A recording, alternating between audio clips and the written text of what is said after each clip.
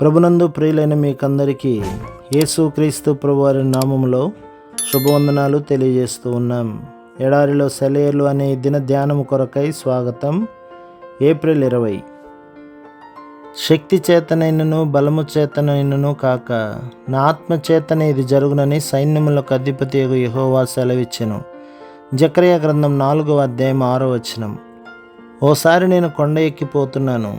ఆ కొండ మొదట్లోనే సైకిల్ మీద వెళుతున్న ఒక కుర్రవాడిని చూశాను. నేను కొండ మీదకే ఏటవాలులో మాత్రమే కాక ఎదురుగాలిలో తొక్కుతున్నాడు. అతను చాలా కష్టమైపోయింది. చెమటలు కక్కుతూ తాను చేయగలిగినదంతా చేస్తూ తొక్కుతుంటే అదే దిక్కుగా వెళుతున్న ఒక ట్రాలీ కారు వచ్చింది. అది అంత వేగంగా పోవడం లేదు. ఆ కుర్రవాడు అందుచేత ఒక చేత్తో ఆ ట్రాలీని పట్టుకోగలిగాడు. తరువాత ఏమవుతుందో తెలుసుగా. ఎగిరే పక్షిలాగా సులువుగా కొండపై దాకా వెళ్ళిపోయాడు అతను. అప్పుడు నాకు అనిపించింది, నా అలసటలో బలహీనతల్లో నేను కూడా ఆ కుర్రాడిలాంటి వాడినే. కొండపైకి సైకిల్ తొక్కుతున్నాను.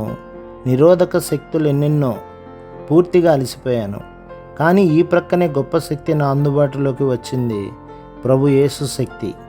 నేను కేవలం ఆయనతో సంబంధం కల్పించుకొని ఆ సంబంధాన్ని కొనసాగిస్తే చాలు. ఆ పిల్లవాడు ఒక చేత్తో ట్రాలీని పట్టుకున్నట్టు ఒక్క వేలంత విశ్వాసంతో యేసును పట్టుకుంటే చాలు. ఇప్పుడు నాకు అతి కష్టంగా అనిపిస్తున్న ఈ చిన్న చిన్న పరిచర్యలు చేయడానికి ఆయన శక్తిని నాదిగా చేసుకోవచ్చు.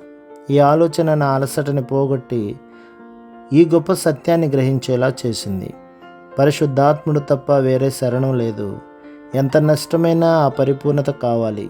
బంధాలన్నీ తెంచి నావను నడిపించి రక్షించడానికి నిలబెట్టడానికి సమర్థుడాయన. అహం కొట్టుకుపోయేదాకా నిలువునా మునుగు. ఖాళీ నావ ఆయన పాదాల దగ్గర పగిలేదాకా, స్వహస్తాలతో ఆయన మళ్ళీ తీర్చిదిద్దేదాకా. దేవుని చిత్తం తప్ప వేరే శరణం లేదు. ప్రభును అడుగు జాడలు తప్ప వేరే దారి లేదు. సౌఖ్యాలు త్యజించి ఆయన్నే మార్గదర్శిగా ఎంచి ఆయన స్వరం కోసం నడిపింపు కోసం కనిపెట్టు. స్వంత ఆలోచనల్ని వెలివేశాను. నేడు నిరంతరం ఆయన సంకల్పమే శిరోధార్యం. నా ఆశలు ఆశయాలు ఆయనతో పాతిపెట్టాను. ఏమీ లేనివాడనైనా ఆయనలో అన్నీ ఉన్నవాడినే. అన్నీ వదిలి ఆయనకి బందీనైనాను. ప్రేమ బంధకాల్లో ఉన్న స్వతంత్రుడినే. సందేహాల నుంచి, పాపపు చెర నుంచి, ఆందోళన భారం బాధల నుంచి అన్నీ వదిలాను. ఎంత మధురం ఈ విశ్రాంతి. ఆయన పాదాల దగ్గర వేచి ఉన్నాను. నా అంతరంగాన్ని కడిగి శుభ్రపరిచే ఆ దివ్యమూర్తి సందర్శనం కోసం. వస్తాడాయన. నాలో పరిశుద్ధాత్మ నింపుతాడు. ఆయనలో నేను తృప్తిపడ్డాను, పరిపూర్ణత చెందాను. నాలో వెలిగే జీవన జ్యోతి కొడిగట్టదు. ఆయనతో నా నిబంధన వీగిపోనంత వరకు. ప్రభు మిమ్మును, మీ కుటుంబమును, మీ సంఘమును దీవించి ఆశీర్వదించునుగాక.